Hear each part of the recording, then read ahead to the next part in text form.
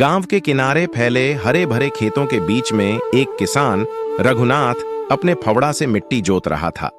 उसकी पत्नी गौरी सिर पर पानी का घड़ा लिए आ रही थी और उनका छोटा बेटा चिंटू मिट्टी में खेलते हुए कह रहा था, पिताजी, जब फसल बड़ी होगी मैं भी आपके साथ फावड़ा चलाऊंगा। रघुनाथ मुस्कुराया और बोला, हाँ बेटा, तू ही तो मेरे सपनों का वारिस है। लेकिन उस मुस्कान के पीछे थकान छिपी थी।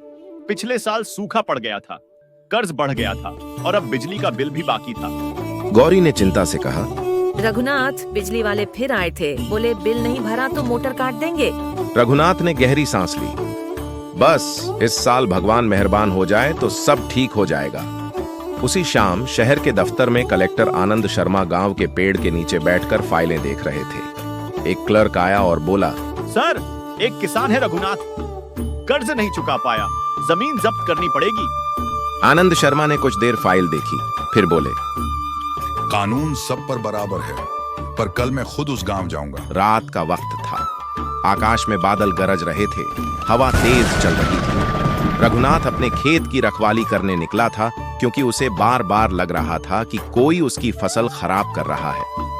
खेत के बीच पहुंचकर उसने टॉर्च जलाई, पर वहां कोई नहीं था। तभी पेड़ के पीछे से ठंडी हवा का झोंका आया और एक धीमी डरावनी आवाज सुनाई दी। रघुनाथ का दिल जोर से धड़कने लगा। उसने चारों तरफ देखा, पर वहां बस धुंध थी। तभी मिट्टी के बीच से एक औरत का साया उठने लगा। फटे पुराने कपड़े, गंदे बाल और आंखों में लाल चमक। वो साया आगे बढ़ा और बोली, मैं इस जमीन की रखवाली करती हूँ। जिसने भी इसे बेईमानी से छीना, वो चैन से नहीं जिया।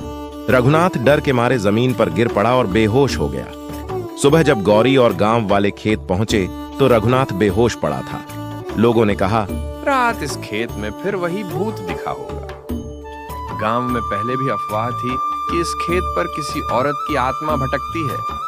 वो औरत जो सालों पहले इसी खेत की मालिक थी और जिसके साथ धोखा हुआ था। उसी दिन कलेक्टर आनंद शर्मा गांव पहुंचे। उन्होंने रघुनाथ से मुलाकात की, उसकी हालत देखी।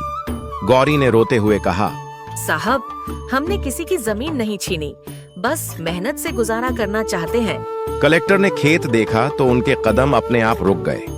उन्हें मिट्टी में कुछ पुरानी चीजें मिलीं, टूटी चूड़ियां, पुराना एक सरकारी मुहर वाला पुराना कागज जिस पर लिखा था कि यह जमीन किसी औरत के नाम थी, ललिता देवी, और उसके नीचे सरकारी हस्ताक्षर।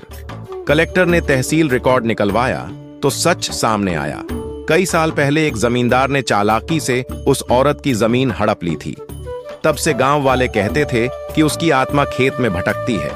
आनंद शर्मा ने तुरंत आदेश दिया कि रघुनाथ की जमीन जब्त नहीं की जाएगी और जो पुराना अन्याय हुआ था उसे ठीक किया जाएगा। रात को जब रघुनाथ फिर खेत में गया तो हवा शांत थी। उसी पेड़ के पास से हल्की रोशनी फैली और वहीं औरत का साया दिखाई दिया, मगर इस बार उसके चेहरे पर शांति थी। धन्यवाद, अब मेरी आत्मा को शांति मिली। और वो धीरे धीरे हवा में विलीन हो गई। रघुनाथ की आंखों से आंसू बह निकले। उसने हाथ जोड़कर कहा, माँ, तेरी जमीन अब किसी की मजबूरी का कारण नहीं बनेगी। अगले दिन कलेक्टर ने गांव में नई योजना शुरू करवाई, जिसमें हर गरीब किसान को अपनी जमीन पर अधिकार दिया गया। रघुनाथ और उसका परिवार फिर से अपने खेत में फसल बोने लगे और हर बार जब हवा उस खेत से गुजरती तो ऐसा लगता जैसे कोई मुस्कुराकर कह रहा हो, अब ये जमीन सचमुच अपनी है। कहानी का संदेश, ईमानदारी से कमाया हुआ अनाज ही पेट भरता है और जो जमीन मेहनत से सींची जाए वो हमेशा शांति देती है। किसी के हक की चीज कभी चैन से नहीं टिकती।